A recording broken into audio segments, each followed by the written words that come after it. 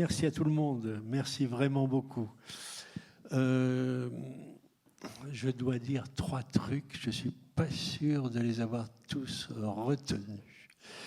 Le premier truc, c'est d'éteindre vos portables. Attention. Le deuxième truc, c'est de dire merci à la CAB, à qui nous devons cette admirable disposition de la salle François Mitterrand. Le troisième truc, c'était merci à Alex, qui est là pour soutien technique merveilleux. Du coup, il augmente le son, ce couillon. Merci, Alex. Bon, soyons sérieux. Donc, merci vraiment d'être là. Je suis le chargé de programmation de la soirée dans l'association Divergence. Divergence qui s'appelait jadis Tapage, mais nous avons quitté Tapage et Tapage nous a piqué la caisse. Donc voilà, on fait ce qu'on peut avec ce qu'on a. Donc ça fait donc 3 fois qu'on fait des réunions Divergence. La dernière, donc, c'était en pleine canicule au mois de juin, avec une collègue du monsieur qui sera là ce soir. Vous n'avez pas assisté, puisque nous étions 11 en juin sous canicule, mais lui aussi est prof à Rouen. J'en parlerai tout à l'heure. En tout cas, ce soir, nous sommes là pour discuter, si possible, de démocratie directe. Vaste sujet, sujet difficile. Pour ça, nous avons donc convoqué un film que nous allons voir ensemble sur le village ou la petite ville de Saillant dans la Drôme en France, qui a eu sa petite heure de gloire parce qu'elle a fait partie de ces nombreuses villes ou nombreux villages et qui ont tenté une expérience qu'on pourrait appeler communaliste, et donc de démocratie directe. Nous allons en savoir plus avec ce film. Entre 2014 et 2022, c'est-à-dire 2014 et 2020, pardon, oui, qui ont eu un succès électoral donc dans cette période. On va en savoir plus avec ce film. Et nous avons invité Michalis Lianos, que nous remercions beaucoup d'être là, qui est donc, comme tout le monde, il est difficile à définir, mais on va dire que c'est un sociologue de la politique à l'université de Rouen, et qui est un spécialiste du changement social. Enfin, comme chercheur, il s'intéresse beaucoup au changement social, au lien social et à ces changements. Il nous en dira plus, évidemment, lui-même tout à l'heure. Donc on compte sur vous pour discuter là-dessus, la démocratie directe, changement social, etc., avec ce film. Et je crois que j'ai tout dit, il me semble. Voilà, on vous remercie vraiment beaucoup d'être là et à tout de suite pour la discussion. Merci. Alors, écoutez, merci d'être restés. Alors, figurez-vous que je suis tombé sur un type qui s'appelle Michalis Lianos, qui a pris au sérieux cette histoire que nous venons de voir.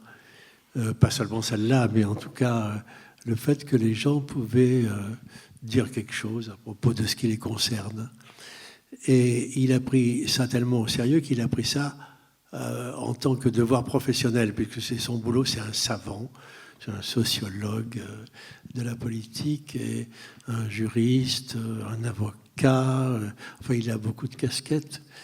Et il a pris ça au sérieux en tant que théoricien. Donc il a bâti une théorie à partir de ça, à partir de ce qu'on vient de voir là, c'est-à-dire la capacité de vous et moi, de tout le monde, de faire et de dire et de faire et de penser quelque chose à propos de politique qui ne soit pas trop couillon, quoi. Et il en a fait, enfin, il appelle ça la politique holistique, parce qu'il est d'origine grecque, comme vous avez deviné à partir de son nom. Holistique, je ne vais pas traduire, peu importe, mais il s'agit de démocratie directe. Il s'agit de dire, mais au fond, comment ça se passerait si, enfin, est-ce que c'est possible que les gens décident comme ça de ce qui les concerne, de la politique? Et voilà, vous lirez peut-être son truc parce qu'il l'a déposé en accès libre, il vous en dira plus de ce point de vue-là.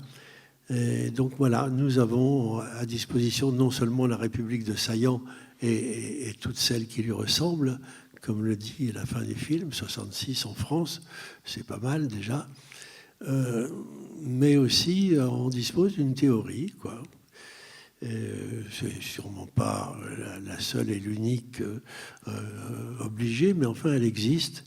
Ça veut dire qu'il est aussi possible de faire la même chose que ce que nous venons de voir, mais aussi au sens universitaire ou savant ou érudit, comme vous voulez, même si ça fait un peu peur, les intellos. Mais enfin, voilà, il a fait ça. Je vais lui laisser la parole parce qu'il va nous en dire un petit peu mieux que moi. Et je le remercie beaucoup d'être là parce qu'il vient de Rouen et il repart demain matin à 5 heures du matin, le pauvre. Merci, Michelis. À toi. Merci, Gilles. Donc, merci à vous d'être là.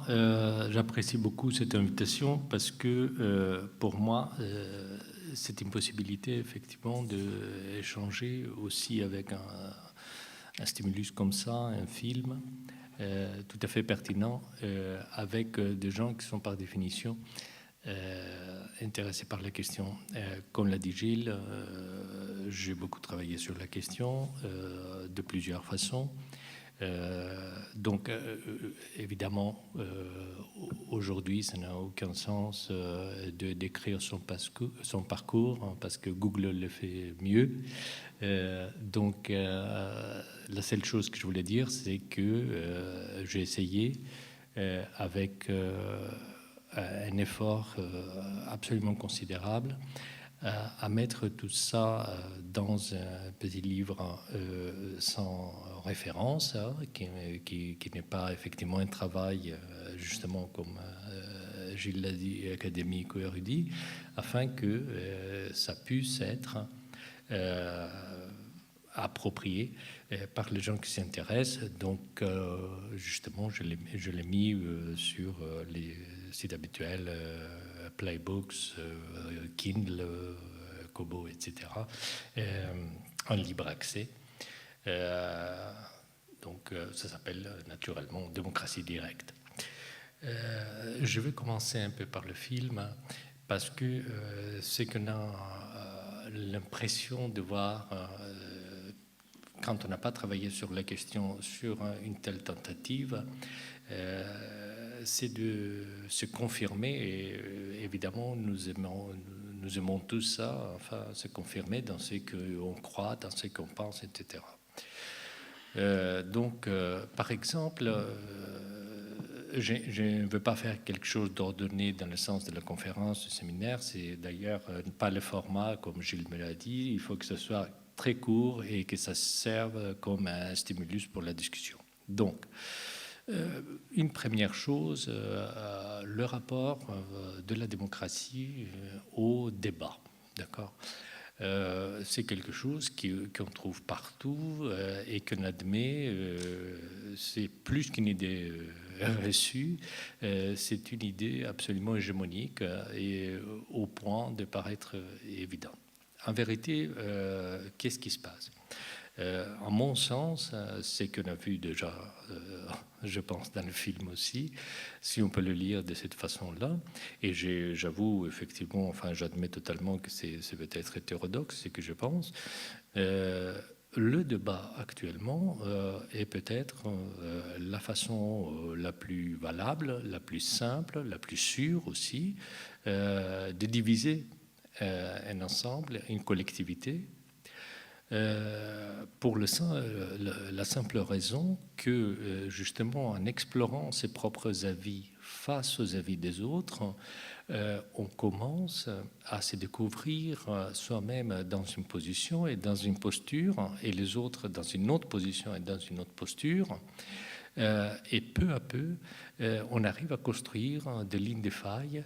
Et puisque les lignes de faille doivent être claires, parce que nous avons cette socialité-là, qui est une socialité de primates, hein, c'est ça, nous formons des groupes, voire des meutes. Donc, on va construire des failles et on va nécessairement organiser les choses à partir de ces lignes de faille.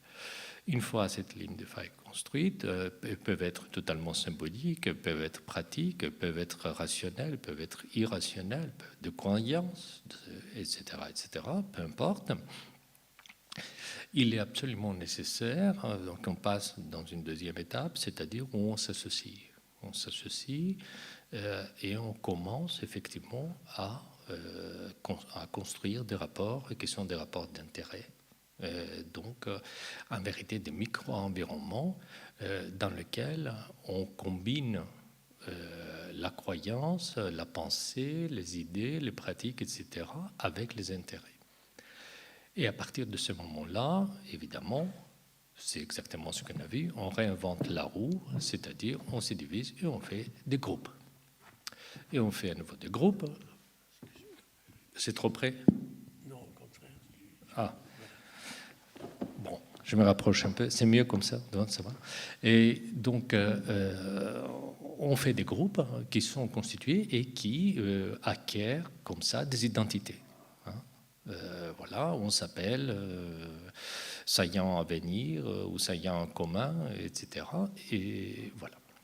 Donc, ce que je vais dire, c'est que, à mon sens, tout cela est une idée obsolète de la démocratie. Et je pense que la démocratie, on le sait tous, la démocratie représentative est en crise parce que chacun de nous pense qu'il constitue ou elle constitue en soi maintenant une forme et une pensée politique, qu'il a droit à son propre avenir, à ses propres idées, à sa propre façon de faire des choses, etc., etc. Et par conséquent, il est impossible de construire les choses par un rapprochement franc, collectif et à grande échelle. Donc, la vieille méthode, effectivement, des partis et ce type de représentation ne nous plaît pas, mais en même temps, on est devant cette impasse, on n'arrive pas à trouver une autre méthode. Je pense qu'une nouvelle méthode doit reconnaître certaines choses. Un premier point, c'est le point qu'une des femmes a exprimé avec beaucoup d'humour par rapport à sa lampe de torche, c'est-à-dire la dimension réflexive. La dimension réflexive, sous quel angle? J'ai l'impression que la seule façon pour nous d'accepter ce qui nous arrive, d'accepter une situation collective, une coexistence, etc., c'est maintenant, dans l'étape historique et politique où nous nous trouvons, c'est d'avoir le sentiment de l'avoir pleinement choisi. Voilà. Et donc, pour que ces décisions politiques reviennent à nous, il est important d'avoir le sentiment de participer de façon juste. La façon juste, justement, c'est là où je pense qu'il faut approfondir un peu. La façon juste, ce n'est pas de s'exprimer.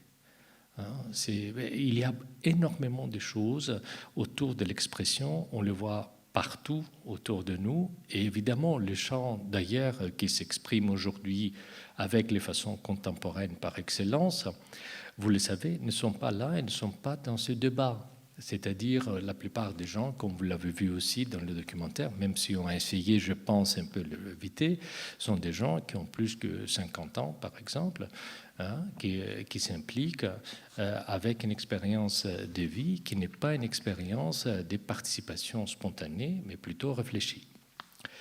Donc, participer et avoir le sentiment d'avoir une participation juste, à mon sens, ça ne se fait pas par le débat, ça se fait autrement, c'est-à-dire par l'évitement de cette force d'émergence des micro-environnements qui commencent à s'organiser et finalement à étouffer les uns les autres.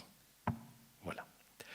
Donc, pour qu'on reste dans cette condition d'une égalité, d'une égalité et donc d'une réflexivité juste dans laquelle, ou la position à laquelle je me trouve, je la reconnais, même si je suis en désaccord avec cette position et avec cette décision, je la reconnais en tant que réflexion de la collectivité à laquelle j'appartiens et je vais appartenir.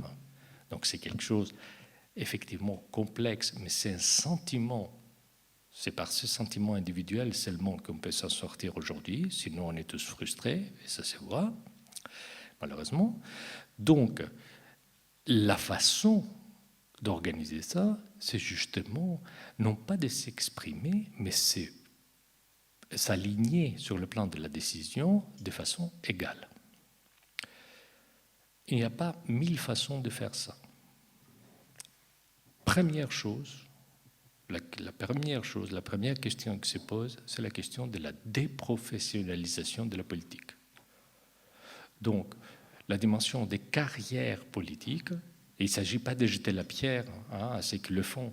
D'ailleurs, si vous observez effectivement leur vie, vous allez voir que ce n'est pas une vie facile. Il s'agit seulement de dire que la dimension de carrière, c'est-à-dire l'évolution dans la politique en tant que profession, est effectivement une idée qui ne convient pas à la démocratie directe, qui ne convient pas à la participation, et donc il faudrait la remplacer par quelque chose. Cette quelque chose est évidemment, il y a plusieurs façons de le faire, je n'entre pas dans les détails, mais la démocratie clérotique, c'est-à-dire par le tirage au sort, est une idée absolument excellente qui a été d'ailleurs exploitée justement pour résoudre ce type d'impasse par les Athéniens et qui est très efficace. Mais qui aujourd'hui est présentée et critiquée souvent sur la base du fait qu'on ne peut pas faire confiance à n'importe qui. Or, en vérité, la loi des grands nombres dit que si, c'est-à-dire la plupart des gens qui feront ça seront les gens comme nous, par définition, et donc les exceptions de toute façon n'auront pas un grand impact si on fait ça bien, et puis il y a de façon intermédiaire de faire ça. Mais qu'est-ce que cela enlève? Ça enlève la légitimité de la décision politique en tant que légitimité auto-attribuée. C'est-à-dire, je prends cette décision parce que c'est moi qui a le pouvoir, qui a le socle légitime pour la prendre, et donc finalement ça revient à mes compétences. Autrement dit, l'idée que quelqu'un d'autre pourrait être à ma position. Ça, c'est quelque chose d'absolument clé. Le deuxième aspect, c'est effectivement d'avoir des régimes, c'est-à-dire des constitutions, si vous voulez, qui empêchent des rapports qui se renferment sur eux-mêmes. Ça, c'est quelque chose qui est extrêmement problématique, parce que ces rapports-là se font de deux façons. Se font par rapprochement idéologique d'un côté, c'est-à-dire on est ensemble parce qu'on est de toute façon d'accord, on pense de la même façon, etc. Et aussi par opposition, c'est-à-dire on est ensemble parce que les autres ne pensent pas comme nous. Donc, quand on fait les deux choses, la somme de deux à la fois, évidemment, on va finir par former ces environnements, qu'on le veuille ou pas, sauf si, constitutionnellement, on prend des mesures pour l'éviter. Et pour le faire, il faut mettre des règles qui empêchent le contact, qui empêchent l'association entre ceux qui peuvent prendre des décisions dans différents secteurs. Autrement dit, il est tout à fait nécessaire de ne pas créer un environnement politique comme on l'a aujourd'hui, un environnement politique où les gens sont en interdépendance totale. Voilà. Ça, c'est que, je l'ai dit tout simplement, je veux dire, si vous lisez aussi bien les lignes et entre les lignes dans les journaux, c'est assez clair comment les gens qui font de la politique, et qu'il ne faut pas délégitimer, ce n'est pas mon propos, tout ça n'est pas un complot, c'est nous. Donc, les gens qui font de la politique, comment ils négocient pour arriver à un compromis? C'est-à-dire qu'est-ce qu'ils donnent en échange afin d'obtenir ce qu'ils veulent. Troisièmement, cet aspect d'environnement bute sur le grand acteur de notre vie politique actuelle, qui est le parti politique, toujours et encore. Un parti politique, c'est une association d'intérêts, une association d'idées, une association de personnes qui se doivent mutuellement une loyauté, ce qui est terrible sur le plan de la démocratie, parce que la démocratie ne marche pas par la loyauté, c'est son contraire qui marche éventuellement par la loyauté, mais la démocratie marche question par question. C'est-à-dire que chacun de nous a le droit de s'exprimer séparément et librement sur chaque question. Et donc il n'y a pas de bloc sur lequel on doit se trouver d'une façon sur une ligne idéologique. Autrement dit, un parti politique, c'est le contre-exemple d'une démocratie qui tient compte des évolutions actuelles sur le plan de ce qu'on demande chacun de nous politiquement en tant qu'individu. Plus encore, c'est quelque chose qui a sa propre hiérarchie. Autrement dit, vous n'arrivez pas quelque part sans être obéissant. Voilà. Et quand vous êtes obéissant, vous voulez, ça, je ne sais pas, les gens qui ont fait l'armée peut-être le savent plus que les autres, mais c'est la même chose partout. Quand vous êtes obéissant et vous avez obtenu quelque chose parce que vous avez été obéissant, loyal, etc., vous avez l'exigence que les gens qui viennent après vous fassent la même chose aussi. D'accord ? Et ainsi de suite, on a une structure qui est perpétuée autour des lignes idéologiques qui sont figées avec une loyauté des pratiques qui ne permet pas l'indépendance de pensée, de décision, de pratique, etc. Donc, on n'a pas besoin de complot pour arriver à une fermeture des pratiques politiques. Je pense que Balzac a exprimé ça très très bien en disant que tout pouvoir est une conspiration continue. Donc, il n'y a pas besoin d'un aspect volontaire dans ça. Ça, ce qu'on a vu sur le film, va nous arriver chaque fois. Ce n'est pas nécessaire de le vouloir. C'est quelque chose qui va nous arriver. Ça va nous arriver même si cela concerne un aléa quiconque. Mais ici, je vous donne un exemple très simple. Dans ça, peut-être on ne l'a pas vu dans le film, ça ne s'est pas passé comme ça, mais on peut le supposer. Il y a quelqu'un qui très légitimement s'intéresse au sort des migrants passants. Ils disent il y a des gens qui sont dans le besoin, qui passent chez nous, Voilà, et il faut faire quelque chose. D'ailleurs, lui-même, il disait, parfois ça va comme ça, parfois ça va comme ça, et puis finalement, on n'arrive nulle part. C'est quelque chose de mou où on n'arrive pas à décider. Ça, c'est la façon, effectivement, d'éviter de prendre une décision, ce qui exprime une des formes de coexistence. D'accord ?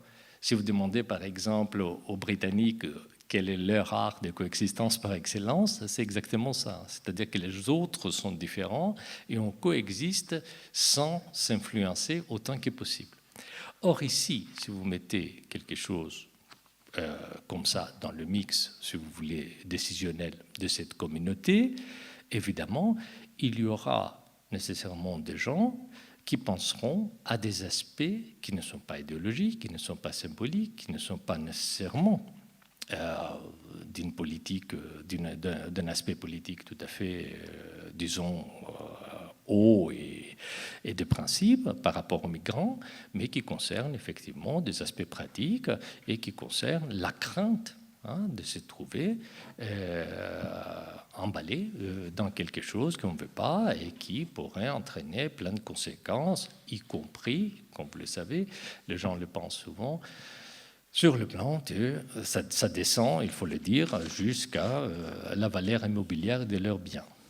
Donc, à partir de ce moment, ce que je veux dire, c'est que la multitude des aspects qui sont impliqués, aussi bien de façon structurée que de façon aléatoire, nécessairement conduiront à des points qui, s'ils sont débattus, et débattus publiquement, c'est-à-dire face à face, je sais ce que vous pensez et vous savez ce que je pense, nécessairement vont reconstruire ces lignes de faille.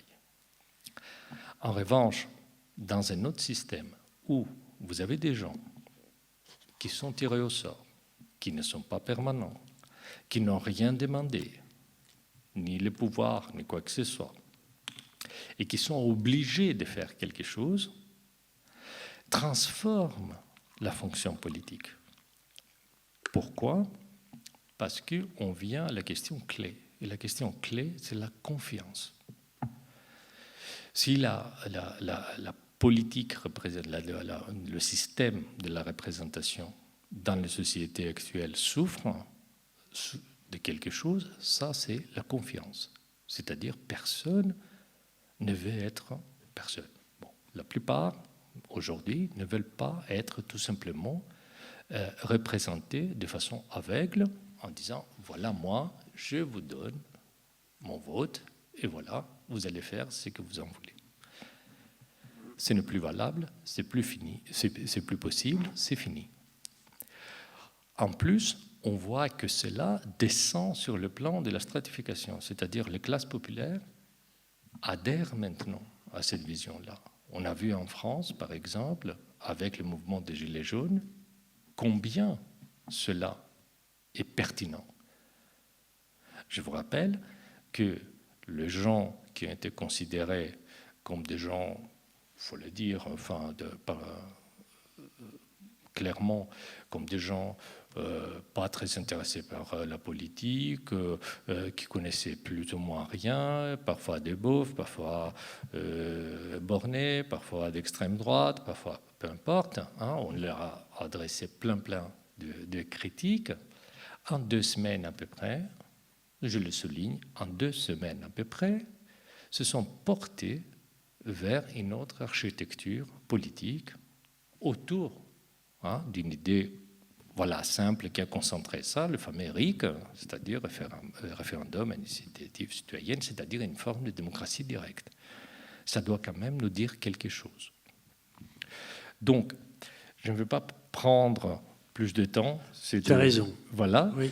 La seule chose avec laquelle je vais conclure, c'est que, à mon sens, nous sommes devant une impasse, mais cette fois, ça serait dommage de ne pas voir toutes les alternatives que nous pouvons avoir dans nos mains et aller vers la façon traditionnelle de résoudre ça. Et la façon traditionnelle de le résoudre, c'est dans la frustration, dans la colère, et les résultats électoraux dans les sociétés post-industrielles en général. C'est-à-dire pas seulement en France, pas seulement en Europe, on a vu ce qui s'est passé aux États-Unis aussi, hein, montre que les choses commencent à s'organiser d'une façon qui ne sera pas agréable si elles continuent comme ça. Donc, l'idée, c'est effectivement d'utiliser les alternatives que nous avons actuellement et approfondir la démocratie, mais d'une façon intelligente. Merci. Merci beaucoup. J'ai oublié de dire qu'il y avait 2 micros qui se baladent dans la salle. Ils sont là? Oui. Toi, tu en as un, mais où est le deuxième? Ah, tu as les 2 à la fois. Oh, c'est beau de ta part. Très bien. Donc, la parole est à vous. Si vous voulez bien entendu. Vous avez qu'à lever la main, c'est pas difficile. Hein, c'est comme à l'école, mais c'est un peu chiant. Mais bon, non? Vraiment? Oui.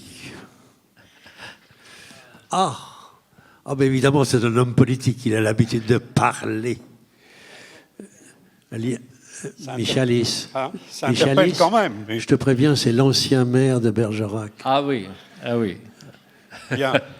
Alors moi, j'ai trouvé très intéressant tout ce qui a été présenté, parce que c'est vrai que c'est très séduisant, ces formules de participation et d'association des citoyens à la prise de décision.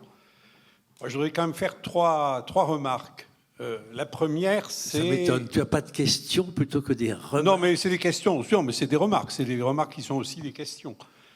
La première, c'est l'idée de recherche du compromis, qui me paraît effectivement extrêmement importante, mais je dirais que dans le cas qu'on nous a présenté, ça se passe à une échelle. J'ai regardé, il y a 1300 habitants à Saillant. C'est une région d'ailleurs où il y a une vieille habitude de débat sur la participation. Excuse-moi, c'est 2 fois 400 parce que la dernière. Non, il y a 1360 habitants, mais tous ne sont pas électeurs. Ah, d'accord. Et oui, parce qu'il faut être majeur pour être électeur déjà. Donc il y a 1360 habitants. Je dirais qu'à l'échelle de 1360 habitants, c'est plus facile d'organiser ce type de débat. Et on se prononce quand même sur des choses relativement concrètes. J'ai vu que les sujets qui étaient abordés, c'est l'éclairage la nuit, c'est le PLU. Bon, le PLU, c'est déjà un peu plus complexe, je vais y venir dans un instant. Mais le fleurissement, des choses comme ça, bon, on peut rechercher le compromis, c'est plus facile à faire. Donc, la question de la recherche du compromis, je crois qu'elle est praticable jusqu'à une certaine échelle. Après, ça devient un peu plus compliqué. Ça ne veut pas dire qu'on ne doit pas associer les gens, mais ça devient plus difficile. Deuxième élément, c'est l'interdépendance. Parce que ça, vous en avez parlé, de l'interdépendance.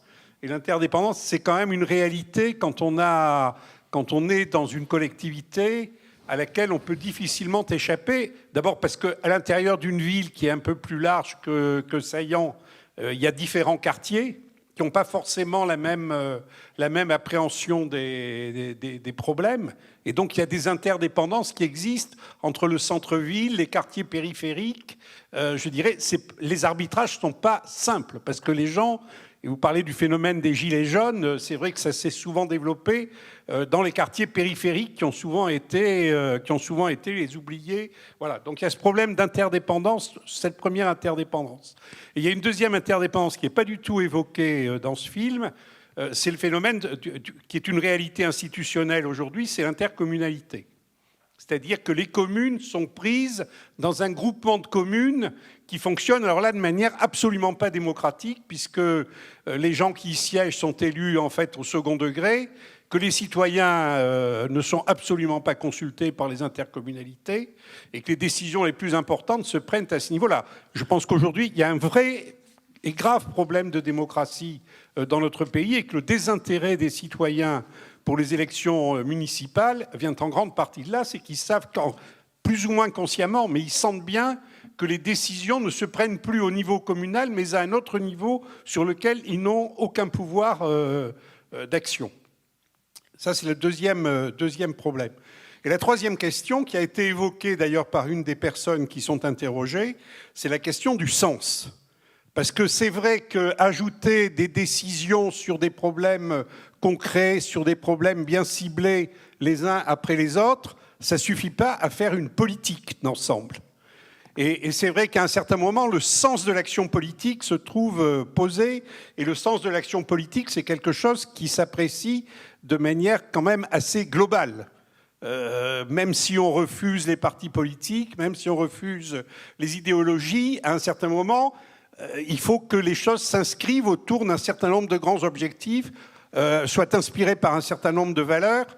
Ça, c'est une réalité aussi, et je pense que c'est ce que cette dame a voulu dire. Moi, j'en prends un exemple que j'ai vécu en tant que maire et qui montre que c'est extraordinairement difficile. C'est le problème de la construction d'une mosquée pour remplacer une mosquée qui était complètement inutilisable, enfin, qui n'était plus utilisable au regard des critères de sécurité. Chaque fois que l'association cultuelle musulmane voulait acheter un terrain, elle arrivait à trouver un vendeur, mais ensuite les pressions qui s'exerçaient sur le vendeur étaient telles que jamais il n'arrivait à avoir de terrain. Et donc, en tant que maire, moi, j'ai proposé, la ville avait un terrain qui s'y prêtait, je leur ai proposé ce terrain. C'est passé en conseil municipal, mais ça a donné lieu, dans le quartier concerné, à des débats absolument extravagants. Et honnêtement, si on était resté uniquement par une formule de décision du type de celle qui est présentée à Saillant, jamais on ne serait arrivé à résoudre ce problème. C'est ça la vérité. Et j'ai pris la responsabilité de mener cette affaire jusqu'au bout. Je considère que c'était mon devoir en tant qu'élu. Je dirais que les choses, après, elles se règlent vis-à-vis des citoyens lors de l'élection suivante, parce que lors de l'élection suivante, les citoyens peuvent manifester leur accord ou leur désaccord sur cette affaire et sur la politique d'ensemble qui a été menée. C'est pour ça que les choses sont quand même relativement plus compliquées, parce que quand on entre sur des sujets qui touchent vraiment aux valeurs essentielles, je dirais, si on s'en remet uniquement au débat entre les citoyens à la base, j'ai peur que malheureusement, non seulement on n'arrive pas à une solution, mais que quelquefois même, on arrive à la pire des solutions. Ok, merci beaucoup. C'est pour ça que je suis amoureux de Daniel, parce qu'il sait tirer les trucs essentiels, quoi. Compromis, interdépendance et sens. C'est vrai que là, tu as un terrain pas mal. À toi la parole. Moi, je pense, enfin, je vous trouve relativement optimiste sur le plan du compromis. Moi, je suis plus pessimiste que vous. Je pense que le compromis est extrêmement difficile et il est souvent insatisfaisant pratiquement pour tout le monde, sauf les gagnants. Voilà, il y a quelques gagnants chaque fois, et ces gagnants-là, effectivement, sont satisfaits du compromis.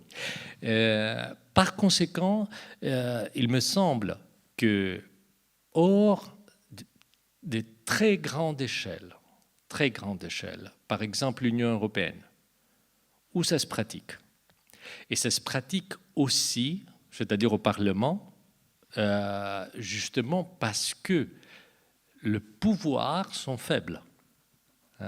Ce ne sont pas le pouvoir décisionnel que, par exemple, peut avoir un élu local ou évidemment un élu national.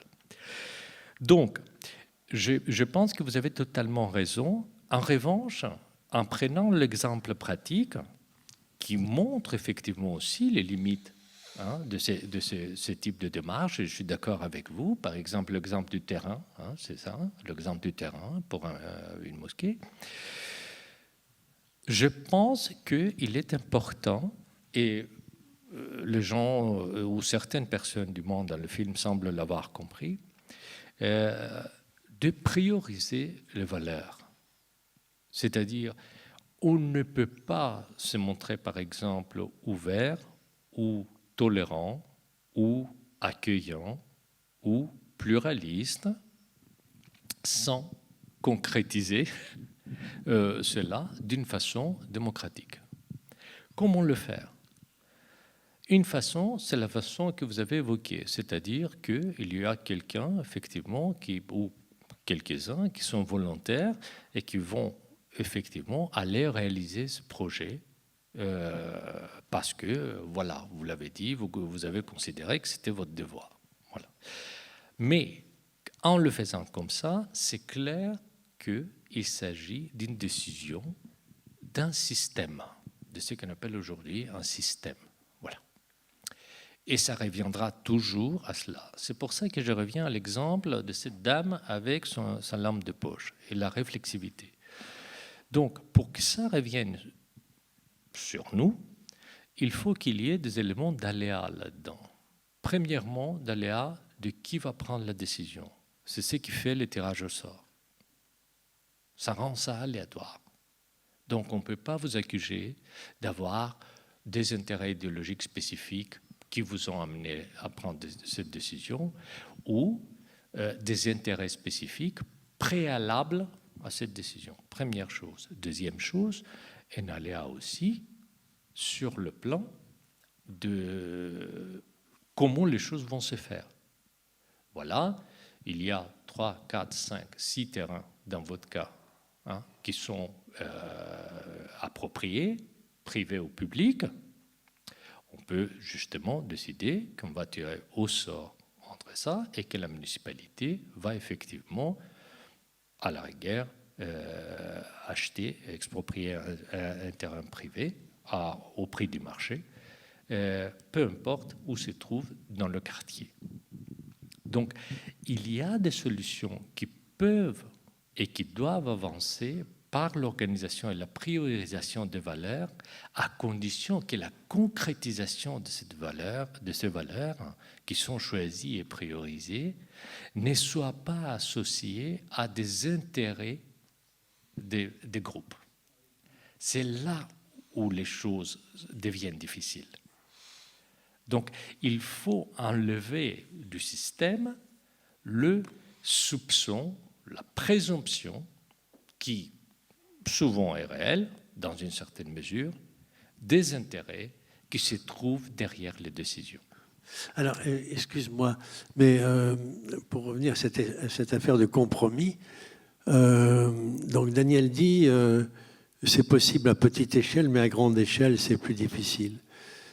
Tu as répondu sur le Parlement européen est fabriqué sur le compromis, c'est vrai. Il y a un anthropologue que j'aime bien qui s'appelle Marc Abélès qui a fait une étude sur le Parlement européen qui montre cette dynamique du compromis qui marche relativement bien, dont tout le monde se fout puisque personne ne vote aux élections européennes. Mais enfin, c'est un truc qui existe et qui est peut-être, il faudrait peut-être voir ça de près. Deuxièmement, n'oubliez pas que ce que nous venons de voir, c'était les dernières élections 2020. Si j'ai bien retenu les chiffres, c'est 430 voix d'un côté, 415 de l'autre. Ça s'est joué à 15 voix. Et tu as dit 1300 habitants. 400 plus 400, ça fait 800, ça ne fait pas 1300. Alors, je ne sais pas quel est le nombre des inscrits, mais enfin, 415 contre 430, c'est des chiffres qui ne sont pas soviétiques, qui sont ce que nous voyons tous les jours en France, où notre plus grand homme politique le mieux élu obtient au grand maximum 20% des inscrits, quoi. Donc c'est très peu. Donc je ne suis pas sûr que la question d'échelle soit si importante, et comme il vient de le dire avec le Parlement européen, et que ça ne pourrait pas marcher aussi à une ville comme Bergerac, par exemple. Moi, je dis ça au hasard, parce qu'on est à Bergerac. D'autres questions, s'il vous plaît, s'il vous plaît. Ou des avis, ou des remarques, ou des conseils. Oui, le monsieur, il en a une. Ah, il y en a un autre là-bas. Alors, voilà. Le monsieur là et le monsieur en pull bleu après. Oh. Et dans la projection, on a vu deux moments intéressants qui faisaient l'appréciation sur la pédagogie et un petit peu sur la méthodologie du travail pour arriver à la concertation. Mais ce qui est trouvé un petit peu particulier est qu'à aucun moment on voit on travaille des terrains. Et c'est simplement déjà sur l'espace de concertation, une salle, mais on ne voit pas un scénario différent, peut-être pour la taille de la petite village, mais quand on voit un petit peu sur le travail communautaire ou collectif, pour que peut-être ici vous n'êtes pas les conseils de communautaires, et c'est plus là dont on peut voir et construire les espaces de participation. Et dans mon cas d'Amérique latine, on ne croit pas dans les concepts de démocratie, mais on croit dans les concepts de participation. Donc, on jamais appelle la participation directe. Ça existe, non, ça n'existe pas. C'est la participation. Et les actions qui invitent méthodologiquement, c'est basé sur les principes de l'éducation populaire d'Amérique latine et qui se travaille presque tout le continent latino-américain, à l'exception de Los Gringos. Et je crois qu'on peut voir, la question c'est comment, dans votre perspective politique holistique, vous contemplez la pédagogie et la méthodologie. J'ai l'impression que la première chose, c'est de considérer aussi les conditions. C'est-à-dire, est-ce que la pédagogie, si vous voulez, révolutionnaire, révélatrice, etc., est toujours quelque chose d'intéressant, comme c'était dans l'époque, si vous voulez, de Paulo Freire ou de Ivan Illich. Il me semble que nous sommes aujourd'hui dans une période où les gens, de plusieurs façons, même si ils n'arrivent pas à accéder au texte facilement pour des raisons effectivement soit d'éducation formelle, soit de lettrisme, etc., ils peuvent être très très bien renseignés et ils peuvent saisir énormément d'aspects du monde à travers Internet. Donc, mes propres étudiants, je pense, se renseignent probablement plus à partir des vidéos qu'à partir de textes formels. Donc, là où je veux en venir, c'est que l'information devient plus disponible, plus réelle, plus approfondie et moins médiée de façon étrange parce que, effectivement, la présentation de situations des situations dont on veut savoir quelque chose est quand même plus facile. Par conséquent, la participation doit glisser à l'étape suivante. Et l'étape suivante, c'est l'étape de la décision. Et c'est pour ça que le nerf de la guerre aujourd'hui se trouve dans cette étape-là. C'est-à-dire les gens, quand ils participent, ont l'impression de participer sans pouvoir décider assez. Voilà. Ce qui devient effectivement, à mon sens, et voilà, ben, saillant. Je ne connais pas, je ne l'ai pas étudié, hein, mais à travers cette représentation, ça se voit que justement, vous pouvez arriver à des tensions qui sont contraires à ce que vous avez voulu lancer. Voilà. Et donc, justement, cela me semble contradictoire. Pourquoi ? Encore une fois, parce que regardez le résultat, comme Gilles l'a dit, on dit 18 votes d'écart. Les 18 votes d'écart, normalement, ne devaient donner pas grand-chose sur la suite. Or, on a tous intégré cette règle terrible de majorité, voire du système majoritaire, plus majoritaire et encore plus majoritaire. Pourquoi ?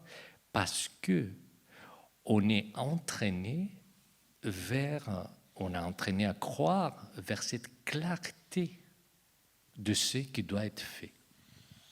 Or, les choses qui doivent être faites ne sont jamais claires. Et donc, les 18 votes doivent être toujours là, en tant que petit écart entre les gens qui n'ont pas la même vision du monde. Donc, il faut entraîner tout le monde dans ça. Ce qui veut dire que la règle de majorité, telle qu'on la pratique aujourd'hui, à mon sens, est extrêmement contre-productive pour la démocratie. Oui. Je peux répondre aussi à Antonio, je vous passe la parole tout de suite. Je pense que ce que tu as justement remarqué qu'on ne voyait pas les gens au boulot dans le film. On les voyait pas en train de fabriquer la décision. Mais ce que tu demandes là, je me demande si c'est filmable. C'est un peu c'est ce qu'il dit. Il dit c'est jamais clair, quoi. Les décisions. Et je suis pas sûr que ce soit filmable. La prise de décision au sens où tu l'entends, c'est-à-dire au sens où ça demande du boulot, quoi, au sens où c'est dans l'action. Et l'action en train de se faire, à mon avis, c'est jamais filmable. Et je me trompe peut-être. Hein. Je sais pas si tu as des expériences en Colombie comme ça où on peut voir une décision en train de se prendre, mais c'est difficile à filmer, en tout cas, il me semble. Hein. Bon, enfin, à vous. Un homme politique a dit que la démocratie était le pire des systèmes à l'exclusion des autres. Excusez-moi, mais j'entends rien du tout là. Je disais qu'un homme politique célèbre a dit que la démocratie était le pire des systèmes à l'exception des autres. Je crois profondément à la démocratie, même si elle est limitée. Au moment de la Révolution, il y a eu la loi Le Chapelier pour interdire les corporations. Nous avons vu comment les processus pendant la Révolution ont conduit à la dictature. Il y a toujours un choix sur ce plan-là. Et nous avons la responsabilité de développer la démocratie. Et notre Constitution prévoit que les partis politiques contribuent à l'expression du suffrage universel. Et l'expression du suffrage universel en vue de l'intérêt général. La notion d'intérêt général n'est pas apparue pleinement. Or, c'est vrai que l'intérêt général n'est pas le cumul d'intérêts particuliers, mais la source d'intérêts particuliers bien compris. Pour avoir travaillé pendant des décennies avec des élus, je peux vous dire combien, et là l'ancien maire pourrait le dire aussi, combien les décisions sont difficiles à prendre, que ce soit au niveau local ou au niveau national. Vous avez cité Annecy dans le film, je connais très bien Annecy, je suis annécien d'origine, je vais souvent à Annecy. En 1973, les élus avaient le projet de transformer le centre-ville en zone piétonne. Tous les commerçants se sont révoltés en disant « c'est nul, c'est très dangereux, les voitures ne pourront plus stationner à côté de nos commerces ». Le maire et la municipalité ont maintenu leur décision malgré la pression de tous ces petits commerçants qui voyaient le bout de leur nez. Aujourd'hui, c'est une réussite. Si vous allez à Annecy l'été, vous ne pouvez plus bouger. Et les commerçants sont heureux des décennies après. Le rôle du titulaire de l'autorité, c'est de voir à long terme, comme vous avez dit, d'avoir un projet et de voir l'intérêt général à long terme et non pas simplement de gérer le court terme. Et c'est la responsabilité des hommes ou des femmes politiques de faire des projets, de les présenter, et l'élection vient sanctionner la qualité des projets. Mais par contre, ce qui est important, et c'est ce qui fait la faiblesse de nos démocraties, c'est que nous n'avons pas encore suffisamment travaillé sur l'évaluation des politiques publiques. Les hommes politiques ont toujours considéré que la sanction électorale était la mesure des politiques publiques. Or non, il faut que les citoyens soient aussi associés à l'évaluation en cours de route et aussi avant les élections. Et il appartient aux responsables, que ce soit au niveau local ou au niveau national, de donner tous les moyens d'indépendance en termes d'expertise, tous les moyens pour permettre aux citoyens, éventuellement tirés au sort, de donner leur point de vue. Je crois profondément à la combinaison de la démocratie représentative et de la démocratie participative. Nous avons beaucoup d'efforts à faire. Vous avez cité Annecy. L'intercommunalité, je ne partage pas complètement le point de vue de M. Garrigue. À Annecy, effectivement, l'intercommunalité développe des processus participatifs extrêmement intéressants. Mais en dernier ressort, c'est le conseil communautaire et ce sont les élus qui ont été élus qui décident. Et c'est très bien comme ça. Excusez-moi, non, mais gardez le micro parce que vous allez peut-être me répondre, mais je vous remercie beaucoup. C'est très intéressant ce que vous dites. Mais dites-moi, vous êtes en train de faire un éloge de l'aristocratisme, c'est-à-dire l'essentiel, c'est que ce soit les plus intelligents, les meilleurs, les élites, les aristoïs, les meilleurs, quoi, qui décide. C'est ça que vous êtes en train de nous Ce n'est dire. pas ce que j'ai dit. Non, vous dites les petits commerçants n'étaient pas d'accord et heureusement le sage élu a dit mais si moi je vois à long terme l'intérêt général et regardez ça a marché. Ah maintenant les petits cons sont contents. C'est les petits contents maintenant, c'est plus les petits commerçants. Vous parlez des petits commerçants, mais je n'ai jamais qualifié Non, mais ces commerçants. je vous taquine, excusez-moi. Mais est-ce que c'est pas un peu de l'élitisme ce que vous êtes en train de nous dire? Mais pourquoi ne pas reconnaître qu'il y a des citoyens qui peuvent prendre des responsabilités et qui vont essayer de réfléchir, de penser?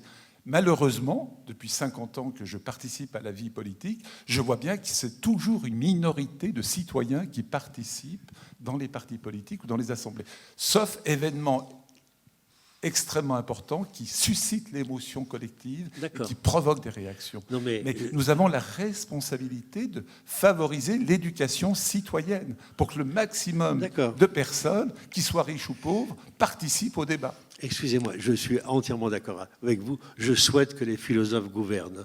Je suis à l'école de la philosophie depuis que je suis tout petit, donc je souhaite que les philosophes gouvernent. Sauf que c'est pas le cas, mon vieux. Actuellement, c'est les cons qui nous gouvernent. C'est pas du tout les meilleurs. Je suis désolé, mais, mais ne dites pas ça. On ne va pas se disputer sur le. Non, pas du tout. Je peux. Mais écoutez, Sarkozy, Trump et tout ça, franchement, on a honte, enfin, voyons. Et ces gens-là sont élus, bordel de merde. Et donc, ça ne va pas du tout, votre affaire. Bon. Moi, je souscris absolument à ce que vous dites. Et il y a un des points très, très, très importants dans tout ça, parce qu'il y a plein de points aveugles, vous avez absolument raison. Un des points importants, c'est susciter la participation. Si vous travaillez dans la participation, comme nous, sans doute vous aussi, vous savez que ce n'est pas comme on le pense. Ce n'est pas parce que vous allez dire aux gens « Ah, voilà, il y a telle chose, participez », qu'ils viendront le faire. Pas du tout, il y a une minorité. Et en plus, ce qui est intéressant, souvent, c'est une minorité identifiable. C'est-à-dire, sont les gens qui occupent un certain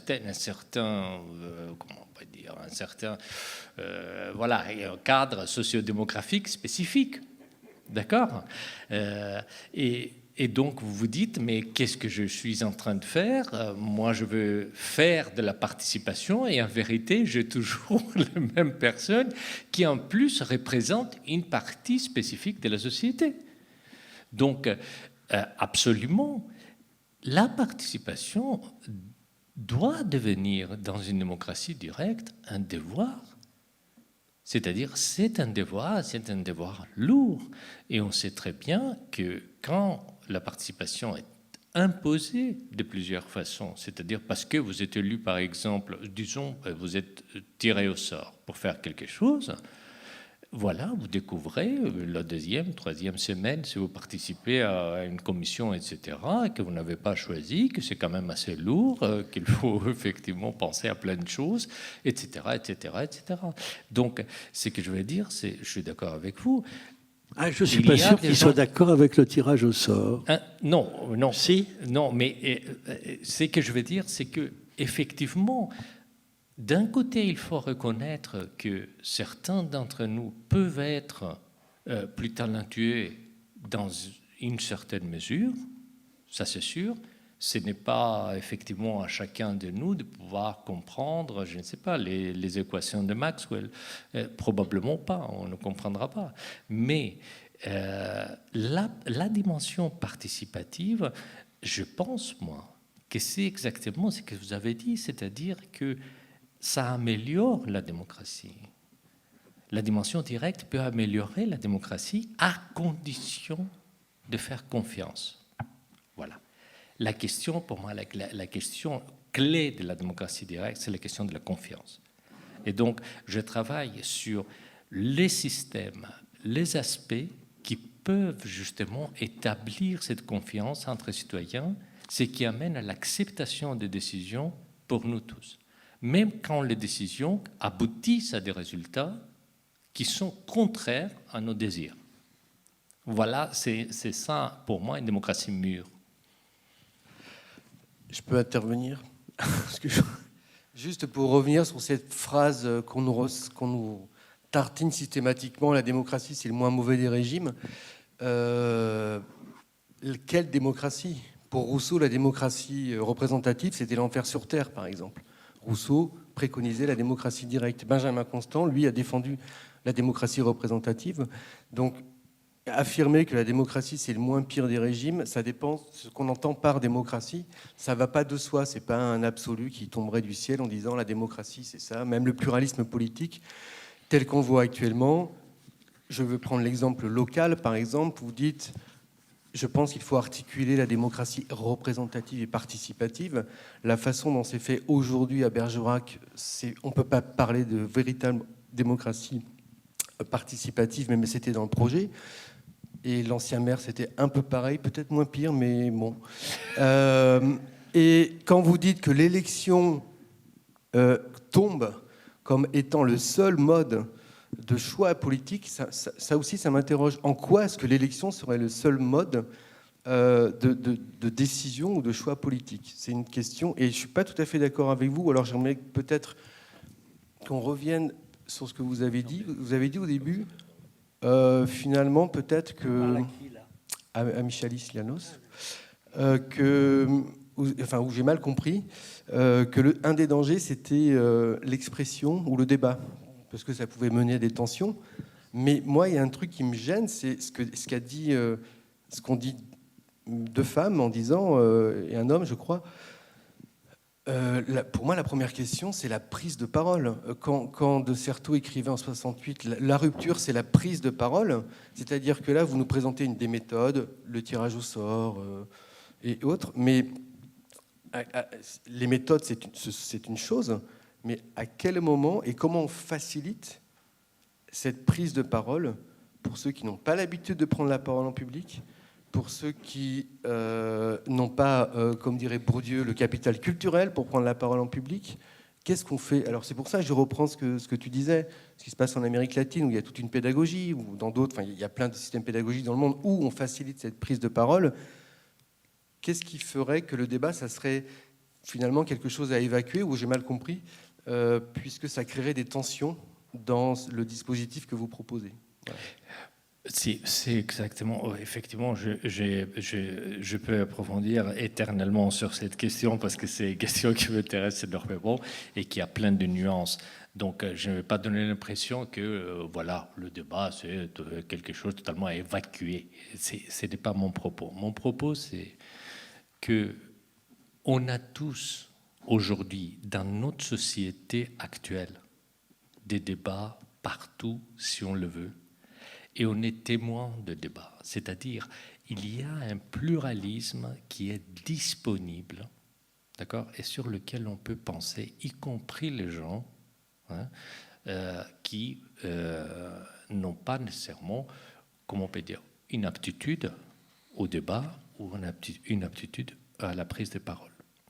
Là, vous avez deux choix, je caricature à peine, soit de transformer les gens en quelque chose qu'ils ne sont pas, d'accord? C'est-à-dire leur apprendre à être quelqu'un d'autre, à prendre la parole, à s'affirmer. C'est ce qu'on voit aujourd'hui sur Internet. La moitié des choses sont sur le développement personnel. Devenez quelqu'un qui est excellent, qui est plus fort que vous, qui est épanoui, qui est ceci, qui est cela, d'accord? Soit de l'autre côté, accepter justement que les gens se trouvent naturellement là où ils se trouvent et ils contribuent également, de façon égale, à partir de cette position. Moi, pour avoir grandi dans ces classes-là, je trouve que cette deuxième solution est la meilleure.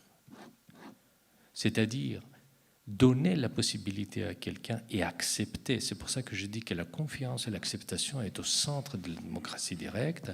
Accepter à se plier à sa conception des choses. Ça, c'est très difficile. C'est ce qu'on essaye de faire Mais excusez-moi. depuis des dizaines d'années. Mais excusez-moi, juste, Mais- je reprends ce qu'a dit Michel. Attends, parce qu'il y a quelqu'un qui veut parler, mais vas-y, oui. Et après, je m'arrêterai de parler, je promis. Il me semble que la parole ouvrière, ça a été un arrachement, c'est une lutte. Ce que vous proposez, c'est comme une version apaisée où... parce que vous dites, évidemment, le développement personnel, c'est de la merde, on est bien d'accord. Mais dire... Enfin, excusez-moi de prise de parole un peu radicale, mais il me semble que la prise de parole, que ce soit les luttes ouvrières, les luttes syndicales, les luttes féministes, c'est un arrachement, c'est une lutte. Ça ne se fait pas de façon apaisée. Il n'a pas nié que ce soit non, mais difficile. On est d'accord, c'est un arrachement. Pourquoi? Parce qu'il n'y a pas acceptation. parce que les autres Voilà. invisibilisaient la parole. Voilà. Il n'y a pas cette acceptation. L'autre veut vous arrêter, l'autre veut vous ridiculiser, l'autre veut vous faire taire, l'autre veut dire que vous êtes bête, que vous ne savez pas et que vous ne comprenez pas et que vous ne comprendrez jamais. C'est ça que l'autre veut dire. Et donc, dans ma version de la démocratie, moi, je ne m'intéresse pas à vous adresser cette critique ou à l'adresser à mes amis, à ma famille, peu importe. Je dis, voilà, c'est comme ça que vous voulez les choses. Vous ne voulez pas, par exemple, que les choses changent, tandis que moi, je vois un avenir radieux pour moi et pour vous. Mais vous ne le voulez pas. Bon, je le respecte. Vous voyez, donc ce n'est pas du tout une version apaisée. C'est une version radicale par rapport à l'acceptation de l'autre pour ne pas l'obliger à venir vous arracher Ça. une toute petite chose, une fois par siècle. C'est ce qui se passe. Alors, monsieur. Excusez-moi. Je veux bien qu'effectivement le modèle démocratique n'est pas unique. Il y a différents types de démocratie.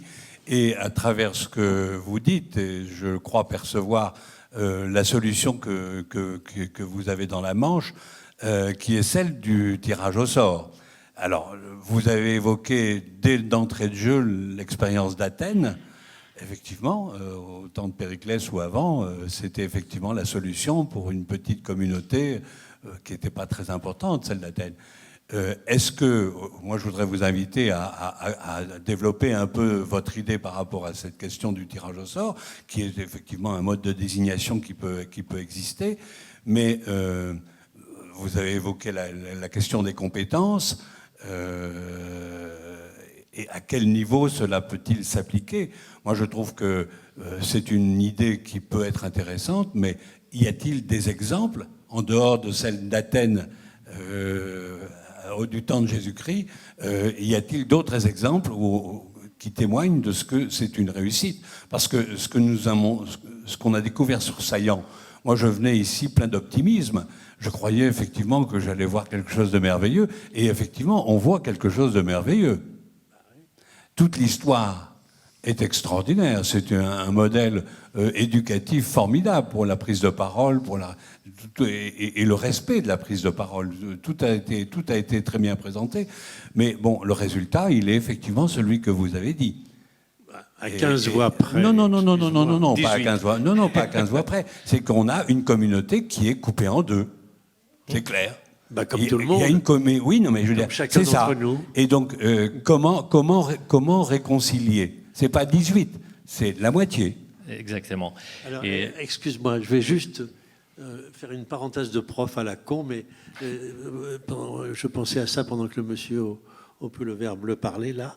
Je rappelle que l'élection est par nature aristocratique. C'est pour ça que je vous ai accusé d'aristocratisme, pour rigoler, bien entendu. Mais que le tirage au sort est par nature démocratique. C'est pour ça que vous dites... Ah ben moi je veux bien la représentation avec la participation, c'est-à-dire l'élection et le tirage au sort. Mais vous êtes en train de mélanger l'eau et le feu. Je ne comprends pas comment c'est possible. D'où la question de Robert qui dit « Ah ben le tirage au sort c'est vachement bien, mais ça ne marche pas ». Alors ceci dit, ça existe, ça a longtemps existé un peu partout. Il y a une longue histoire du tirage au sort. On ne va pas ici faire des cours, mais bon.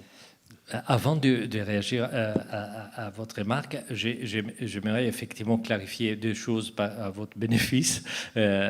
Justement, premièrement, il y a eu un malentendu là parce que, évidemment, vous n'avez pas proposé que l'élection, c'était justement la façon de trancher, bien au contraire, et vous avez dit que l'évaluation des politiques publiques, effectivement, pourrait se faire par des citoyens et de façon structurée, y compris par le tirage au sort.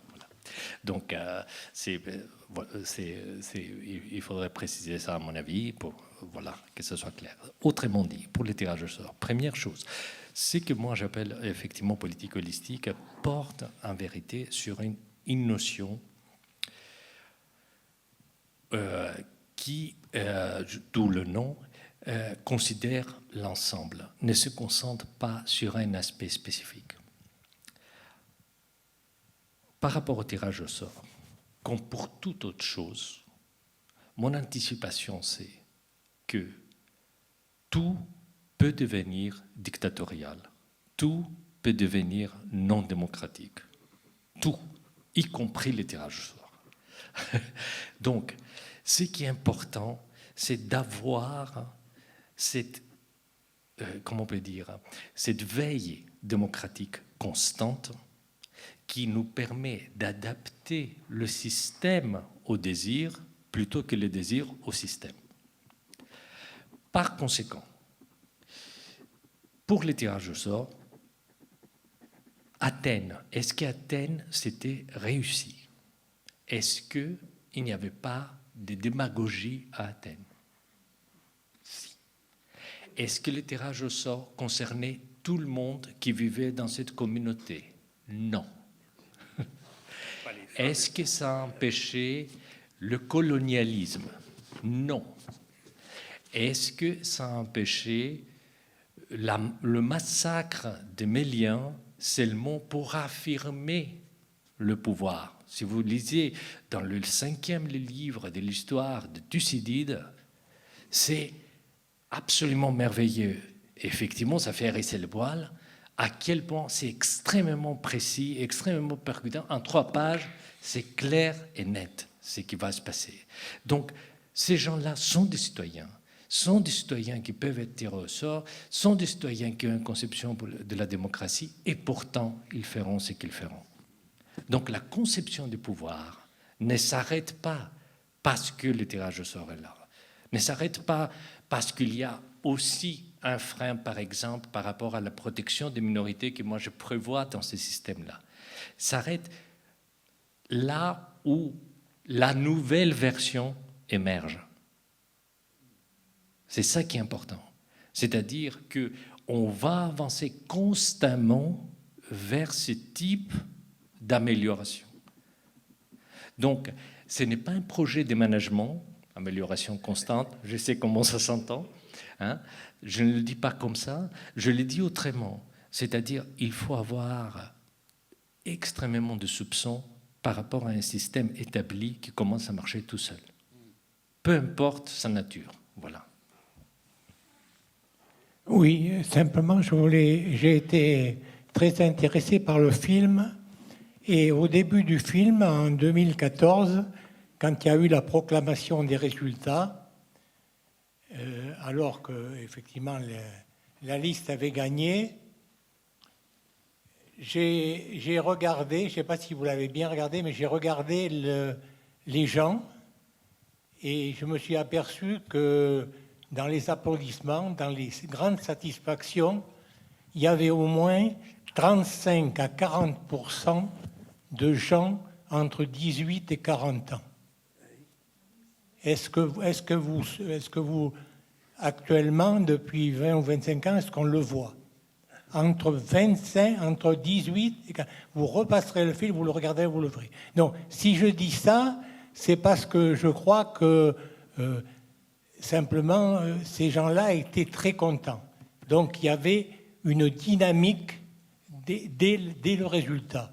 Mais c'était simplement pour faire comprendre que finalement, c'est cet intérêt de cette catégorie de personnes, dans le cas précis, entre 18 et encore une fois 40 ans. Tout simplement parce que je crois que la démocratie participative entre 18 et 40 ans n'est pas tout à fait la même que la participation entre 40 et 80. Je suis d'accord avec vous. Oui, non, mais je vous dis ça parce que si on veut faire, je crois que si on a ce sujet-là à regarder ce soir, c'est qu'on souhaite que cet esprit de démocratie participative avance et que, si vous voulez, il soit fait quelque chose. Et s'il doit être fait quelque chose, à mon avis, c'est dans cette catégorie d'âge et dans cette catégorie de gens. Et je crois que en faisant avancer ces personnes-là qui ont cet âge-là dans les mots de démocratie participative, on ne pense pas qu'à la politique, on ne pense pas qu'aux communes, on ne pense pas qu'aux élections, on pense à beaucoup d'autres choses qui feraient avancer, encore une fois, là, je le redis, les choses, excusez-moi, mais qui seraient sûrement positives par rapport à la situation tout simplement politique et tout simplement actuelle qu'on a sous les yeux. Merci d'avoir remarqué ça, vous avez raison. Je n'avais pas bien vu, mais je crois que vous avez raison à propos du film. Moi, dans la salle, je crois qu'il n'y a que Alex qui est là-haut, qui a entre 18 et 40 ans. Et encore, j'en suis pas sûr. Mais je voulais juste ajouter à votre remarque. Bon, chacun. Alors, je voulais juste... Attendez d'avoir le micro parce qu'on ne vous entend pas. Mais je voulais juste ajouter que moi, j'ai connu Saillant quand j'étais petit, comme enfant. Et j'étais très surpris dans ce film, non pas comme vous, à cause de l'âge des gens, mais parce que j'ai entendu aucun accent du Midi. Alors qu'à Saillant, pour moi, les gens, ils avaient un putain d'accent. Ils mangeaient de la caillette. Bon, ils avaient la clairette de Die, bien entendu. Enfin, mais, bon, bref, ils avaient un putain d'accent. Et là, j'ai entendu aucune personne qui avait un accent. Donc, ça confirme ce que vous dites. C'est qu'il y a eu un changement de population, probablement. Enfin, bon. C'est un village de bobos, peut-être. Alors, allez-y, vous avez la parole, vous avez le micro. Chacun son tour. Ouais. Donc, vous avez parlé du tirage au sort, entre autres. Moi, un des aspects qui m'intéresse le plus pour le tirage au sort, c'est tirage au sort des assemblées constituantes. Il y en a eu en Colombie-Britannique qui, du dire des participants, ont participé à les réveiller en fait politiquement, à s'investir. Le fait d'être tiré au sort, au début tu te dis ah ben non, c'est pas pour moi, etc.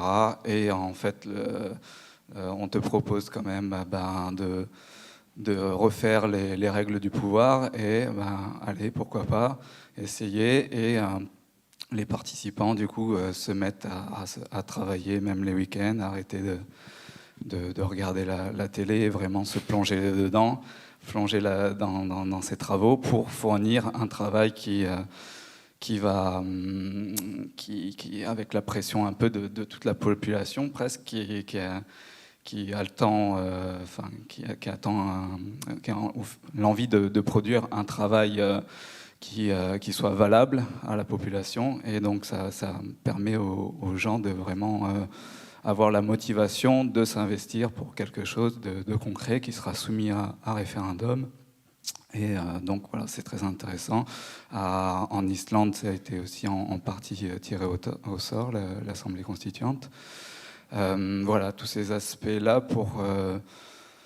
et vous avez parlé aussi du RIC, les Gilets jaunes. Au début, vous avez parlé de ça. Et là, il est pas mal question du RIC constituant. Moi, je participe à ça pour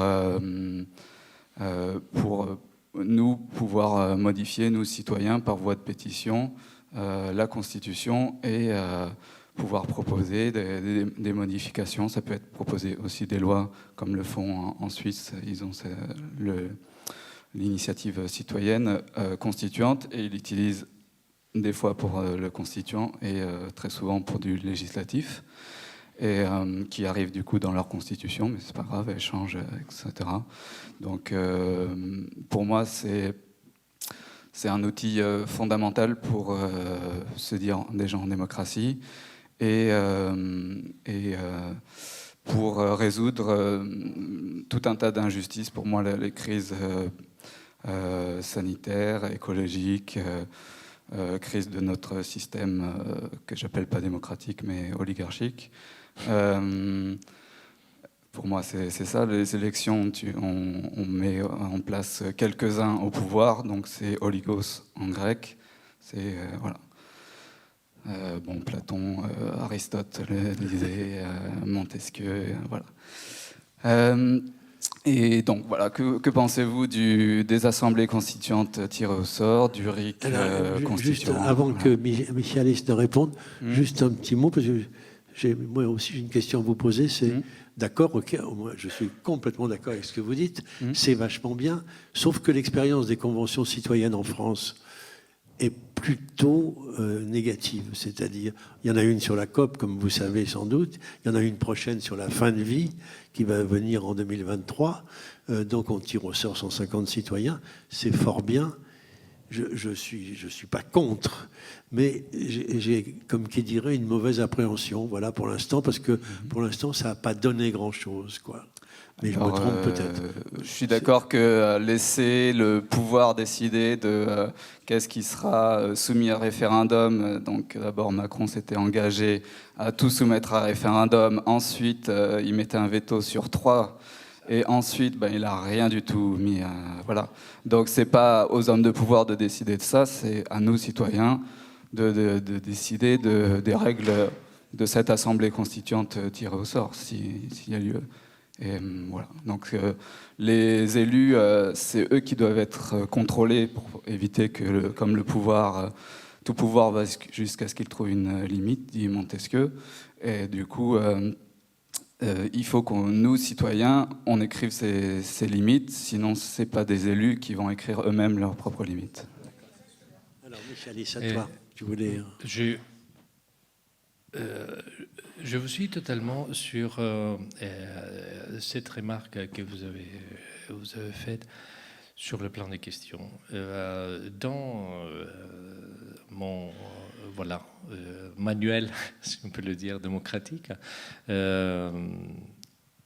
je cherche à faire comprendre que poser les questions, c'est plus important que les réponses qui sont données. Voilà. C'est absolument fondamental d'avoir la possibilité de poser la question. Voilà. Voire, ça serait plus porteur si, par référendum, on posait les questions et on laissait effectivement des gens, même experts, à débattre et à former une réponse. Parce que, justement, la dimension constituante porte effectivement sur la pose des questions à propos, justement, comme vous l'avez dit vous, des valeurs. C'est-à-dire les valeurs, notamment les valeurs sociales et politiques, sont en vérité des points fixés de priorisation d'une société. Voilà. Qu'est-ce qu'il y a plus important qu'autre chose? Donc, je pense que c'est un travail absolument important, mais je pense que, justement, je ne vais pas donner, comment on peut dire, un aspect un peu complotiste à ce que je vais dire. C'est que un pouvoir qui est en place nécessairement cherche à apprivoiser des formes qui le défient. Voilà. Donc, par conséquent, on laisse une certaine place. C'est pour ça que tout le monde et ceux qui s'occupent de la participation, effectivement, comme nous, savent que maintenant, il y a des opportunités partout pour faire de la participation. Tout le monde veut faire de la participation. Le conseil municipal, les Comcom, voilà. y compris les États, etc., hein, déficit démocratique, etc., tout ce que vous savez, parce que, voilà, les institutions se sentent menacées. C'est aussi simple que ça. Donc, puisque cela arrive, le problème, c'est que ces formes-là commencent à être apprivoisées. C'est-à-dire, peu à peu, on commence à négocier dans ce qui est participatif, dans ce qui est décisionnel, qui va poser les questions, qui va cadrer, etc. Donc, je reviens à ce que je disais, c'est-à-dire que toute forme peut devenir, en se pratiquant d'une façon apprivoisée, une autre forme, peut donner d'autres résultats. Donc, on ne sait pas quel sera le résultat. Ce qu'on sait, pensons à la Suisse, qui est effectivement un exemple, y compris pour les gilets jaunes, comme vous le savez. D'accord ? Les gens, qu'est-ce qu'ils vont vous dire ? Est-ce que les Suisses ne sont pas très conservateurs ? Est-ce que les Suisses n'ont pas une extrême droite ? Etc., etc. C'est ça qu'ils vont vous dire. La question, c'est justement de ne pas s'arrêter là. La question, c'est de se dire, ce qui se passe, est-ce que ça représente vraiment, de façon adéquate, de façon approfondie, la coexistence démocratique des gens ? Si c'est le cas, et c'est indésirable, la seule façon que nous avons pour agir contre ça, c'est justement d'essayer de les influencer de façon pacifique et par les moyens que nous avons. Et nous avons plein de moyens, surtout aujourd'hui, avec les médias, etc. Et relativement constitué. Voilà. On pourrait résumer son travail en disant, pour reprendre votre mot, c'est la constituante permanente qui propose dans son truc.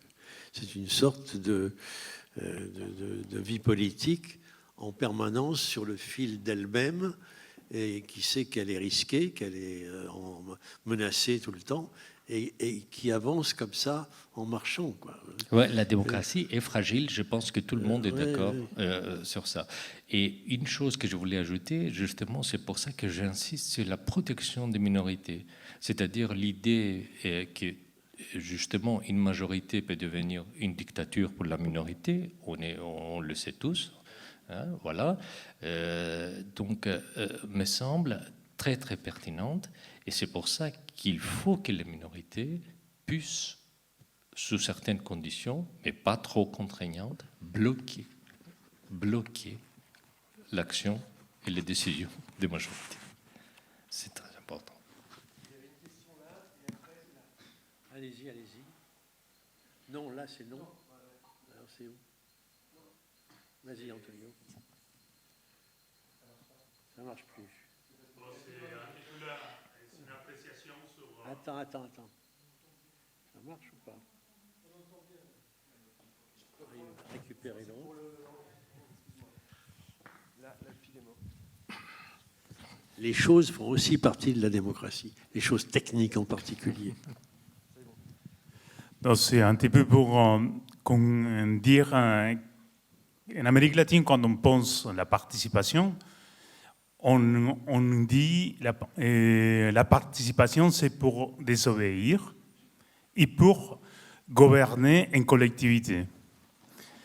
Et c'est la résistance pour réexister et nous retrouver tous ensemble. Et finalement, je pense qu'il y a une chose que je voulais dire, c'est que c'est très important, les espaces, c'est pour ça que j'ai posé la question de pédagogique ou méthodologique, c'est très important le travail à niveau de la base, dont on fait tout le temps des formations avec les enfants, avec la jeunesse, pour trouver un chemin de participation. C'est pour ça qu'on dit, je ne travaille pas pour aujourd'hui, je travaille pour demain. Et là, c'était parce que des fois, on attend beaucoup de la participation, mais qu'on le voit dans les films, non ? Il y a un désespoir ou une désillusion parce qu'il n'a pas conclu une continuité. Mais la continuité, effectivement, c'était dans la résistance. Et sur les tirages au sort, et ça me fait penser un petit peu dans les contextes historiques d'Amérique latine et les Caraïbes, pour moi, c'est Haïti Cartagena, qui sont des territoires qui sont révolutionnaires et qui, dans un moment, ils ont construit un espace de gouvernabilité à partir des notions collectives comme la population mésoaméricaine. Et pour dire en Cartagena que c'est la Colombie, quand il y a eu l'indépendance, à cette époque, on parlait de la pardocratie, parce qu'on était multiculturel et différentes populations. Ils sont pas fait directement les tirailleurs, simplement ils sont désignés, et aujourd'hui on le voit dans les communautés indigènes. Quand une personne il doit passer à être un élu de la communauté, c'est la crainte, parce qu'ils sont des problèmes totalement, parce que ça implique qu'il ne va pas travailler dans la chagrin ou dans les territoires, qu'il n'aura pas de l'argent pour nourrir la famille. Et surtout, c'est la communauté qui se va charger totalement d'aider à cette personne qui est la représentante de l'autorité ou la gouvernance locale. Oui, et c'est très important d'apporter, comment on peut dire, cette perspective, parce que il est inévitable que chacun de nous pense la démocratie dans ces conditions. Et les conditions ne sont pas les mêmes. Donc, il nous faut un système qui est assez souple dans sa conception. Et c'est ce que moi j'ai essayé de faire dans la mesure de mes capacités, qui s'adapte à des conditions et s'adapte à des étapes aussi historico-politiques. Il n'y a pas, comment on peut dire, une recette qui peut effectivement rendre efficace un aspect des rapports sociaux et politiques humains. Il faut y être constamment. Et pour y être constamment, encore une fois, il faut se faire confiance et il faut établir des règles qui permettent cette confiance-là dans les conditions où on vit et dans les contraintes que ces conditions imposent et qui ne sont pas effectivement les mêmes partout. C'est important. Évidemment, comme tout le monde, je souscris absolument à ce que vous dites sur le plan de l'éducation démocratique. Moi, je pense que c'est absolument inacceptable qu'aujourd'hui encore, dans nos systèmes éducatifs, nous n'avons pas de simulation de prise de décision collective pour faire comprendre aux enfants et aux jeunes gens qu'une règle différente et une organisation différente aboutit à des résultats très différents quand on cherche à faire quelque chose. Et maîtriser ça sur le plan réflexif. Ça me paraît vraiment un grand dommage. Et ça serait la première chose, effectivement, à faire dans une société démocratique, c'est-à-dire apprendre aux gens comment ne pas finir par cette division. Et apprendre ça au primaire. Oui, hélas, je vais me jouer l'avocat du diable, mais désolé, mais l'éducation, ça n'a pas marché. Je veux dire, on dit aux jeunes gens aujourd'hui, l'éducation, c'est primaire, mais ils vont nous dire, désolé, mais l'éducation, ça a donné la Première et la Seconde Guerre mondiale, et c'est-à-dire des massacres épouvantables, et je passe sur les exterminations et les génocides. Alors, ne nous faites plus le coup de l'éducation, désolé, mais ça n'a pas marché, quoi. Alors, je ne sais pas par quoi la remplacer. Excusez-moi, je suis vieux et con, sans doute, mais je suis désolé, mais l'éducation, qu'est-ce que ça veut dire, quoi ? Ouais. Il y a un monsieur qui veut parler là derrière. Alors. Non, mais prends le micro parce qu'on n'entend pas, camarade. Oui, on va s'arrêter bientôt. Donc c'est pour réagir à ce que vous venez de dire, parce que je pense que la démarche qui nous est présentée ce soir, ne serait-ce que par le tirage au sort, c'est une démarche inclusive, chose qui est assez rare dans notre système qui est très spécialisé, y compris même pour faire des politiques. On a affaire à des hommes politiques spécialisés, puisqu'on parle à chaque fois qu'on approche des élections du statut de l'élu, alors qu'on ne parle jamais du statut du citoyen. Et que ce statut de citoyen, il peut être travaillé par le biais de l'éducation et par le biais de la formation, où on apprend aussi les savoir-être. Et savoir-être citoyen, c'est quelque chose qui me semble extrêmement important au moment où on forme des spécialistes dans tous les domaines, des spécialistes qui vont travailler sur des sujets très précis, mais qui n'auront pas le savoir-être pour penser à l'intérêt général avant de penser à leur intérêt particulier. Certes. Non, je voulais décourager personne, excusez-moi. Très bien. Eh bien, écoutez, on va peut-être mettre fin à cette intéressante séance pour laquelle il faut vous remercier tous, et surtout Michalis Lianos, qui, hélas, n'a que peu d'heures devant lui pour dormir avant de partir. Merci à tous. À la prochaine. Merci à vous. Merci. Juste une dernière intervention par rapport à ton livre. Je ne sais pas si tu l'as précisé. J'ai eu du mal. Il est libre de droit, gratuit, mais j'ai eu du mal à le télécharger sur les sites dont tu as parlé. Ah oui. Donc, moi, on tape ton nom et le bouquin et on peut le trouver sur. Personnellement, je l'ai testé sur Kindle, Kobo. Je ne pas sur Amazon personnellement. Et Playbooks. De Google. Ce que je compte faire bientôt, parce que je n'ai pas encore effectivement fait ça, c'est un peu préalable, ce que je compte faire bientôt, c'est aussi le mettre carrément en PDF, EPUB, etc., de façon libre ailleurs. Mais sinon, sur les grandes plateformes, il faut leur format. Voilà. Donc, il faut... Voilà. Merci à tous.